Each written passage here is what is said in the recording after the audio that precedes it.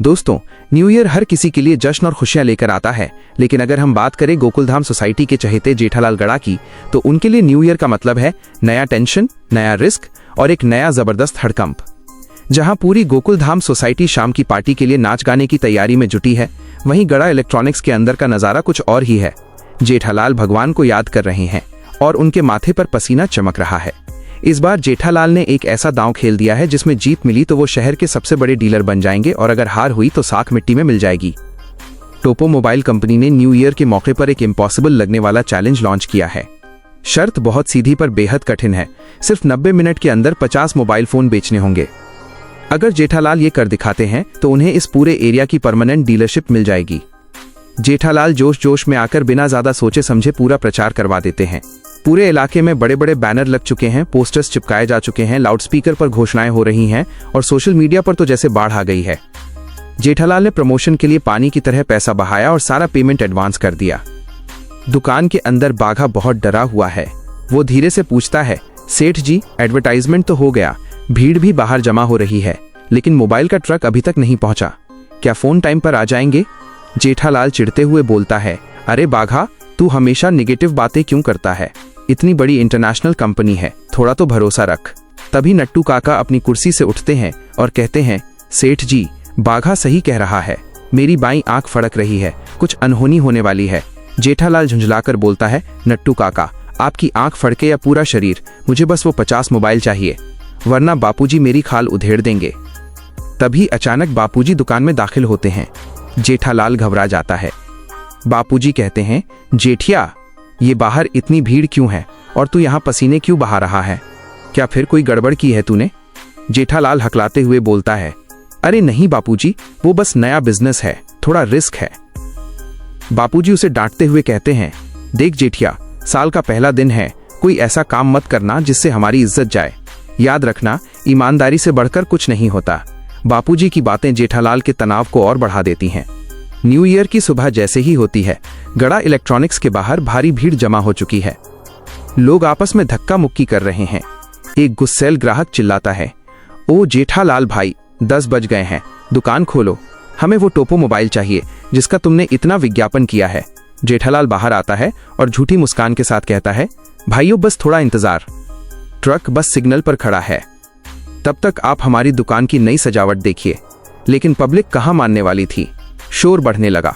भेड़े भाई भी वहां पहुंच जाते हैं और कहते हैं, जेठालाल, अगर ये भीड़ नहीं हटी तो सोसाइटी का गेट टूट जाएगा, इसका हर्जाना कौन भरेगा? जेठालाल की धड़कनें तेज हो रही हैं। ड्राइवर का फोन अभी भी बंद है। तभी जेठालाल के दिमाग की बत्ती जलती है। वो बाघा से कहता है, बाघा, नट्टू काका, जल्दी करो, सारे डमी पीस बाहर निकालो, हम फोन नहीं, एक्सपीरियंस बेचेंगे। जेठालाल माइक थामता है और कहता है, दोस्तों, टोपो मोबाइल को हाथ में लेने से पहले उसकी शक्ति को समझना जरूरी है। हम आपके लिए लाए हैं एक लाइव डेमो जोन। बाघा एक डमी फोन लेकर खड़ा हो जाता है और चिल्लाता है, देखिए, ये फोन इतना हल्का है कि हवा में उड़ जाए। नट्टू काका चश्मा लगाकर फीचर्स समझाने लगते हैं। जेठालाल लोगों को बातों में उलझाए रखता है। वो कैमरा फीचर्स समझाने के लिए एक बड़ा स्क्रीन लगवाता है और पुरानी फोटो दिखाकर कहता है कि ये टोपो मोबाइल की क्लैरिटी है। लोग इंप्रेस होने लगते हैं और प्री बुकिंग के लिए पैसे जमा करने लगते हैं। तभी इस कहानी में एक नया ट्विस्ट आता है।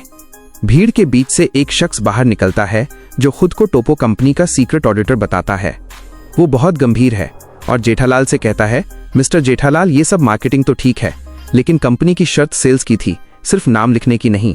अगर अगले 15 मिनट में आपने 10 ऐसे ग्राहक नहीं दिखाए जिन्होंने पूरा पेमेंट कर दिया हो और जो पूरी तरह संतुष्ट हो, तो मैं आपकी डीलरशिप की फाइल अभी रिजेक्ट कर दूंगा। अब जेठालाल के ऊपर दबाव अपनी चरम सीमा पर है। समय रेत की तरह हाथ से निकल रहा है। बुकिंग 44 पर रुक गई है। लोग अब चिढ़ने लगे हैं कि फोन हाथ में कब आएगा। जेठालाल का गला सूख रहा है, लेकिन वो हार नहीं मानता। वो अपनी पूरी जान लगा देता है और लोगों को समझाता है कि बिजनेस भरोसे का दूसरा नाम है। बाघा पीछे से गिनती कर रहा है, 45, 46, 47, सेठ जी सिर्फ 3 और। घड़ी की सुई 89वें मिनट पर पहुंचती है। जेठालाल की आंखों में आंसू आने वाले होते हैं। तभी दूर सड़क से एक तेज हॉर्न की आवाज आती है। एक बड़ा ट्रक जिस पर टोपो मोबाइल्स लिखा है सीधे दुकान के सामने आकर रुकता है। भीड़ पागलों की तरह चिल्लाने लगती है। ट्रक का पिछला हिस्सा खुलता है और उसमें से मोबाइल के चमचमाते डिब्बे बाहर निकलते हैं। हैरानी की बात यह थी कि ट्रक में 50 नहीं बल्कि पूरे 55 मोबाइल थे। भीड़ टूट पड़ती है और मिनटों में सारे फोन बिक जाते हैं। तब वो सीक्रेट ऑडिटर मुस्कुराता है और जेठालाल के पास आकर कहता है, जेठालाल जी, दरअसल ये ट्रक आधे घंटे पहले ही आ गया था। मैंने ही ड्राइवर को गली के कोने पर रुकने को कहा था। मैं बस ये देखना चाहता था कि अगर आपके पास माल ना हो तो क्या आप अपने हुनर से ग्राहकों को रोक सकते हैं। आप इस टेस्ट में 100% कामयाब रहे। आपने आज मोबाइल नहीं, लोगों का दिल जीता है। जेठालाल की आंखों में खुशी के आंसू आ जाते हैं। उसे अपनी मेहनत का फल मिल चुका था। टोपो कंपनी ने गड़ा इलेक्ट्रॉनिक्स को अपना परमानेंट पार्टनर घोषित कर दिया। जेठालाल राहत की एक लंबी सांस लेता है। बापूजी भी मुस्कुराते हुए जेठालाल की पीठ थपथपाते हैं। जेठालाल राहत की सांस लेकर बाघा से कहता है, बाघा, देखा, जब तक गड़ा इलेक्ट्रॉनिक्स के साथ भगवान और बापूजी का आशीर्वाद है, हमें कोई नहीं हरा सकता। आज मैंने साबित कर दिया कि एक सच्चा दुकानदार सिर्फ सामान नहीं बेचता, वो भरोसा बेचता है। तो दोस्तों, जेठालाल की ये जीत आपको कैसी लगी? क्या आपको भी लगता है कि जेठालाल जैसा टैलेंट हर किसी में होना चाहिए, या आपको लगता है कि किस्मत ने उनका साथ दिया? अपनी राय हमें कमेंट बॉक्स में जरूर बताएं।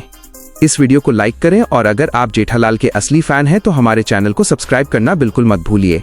मिलते हैं अगली एक और धमाकेदार कहानी के साथ।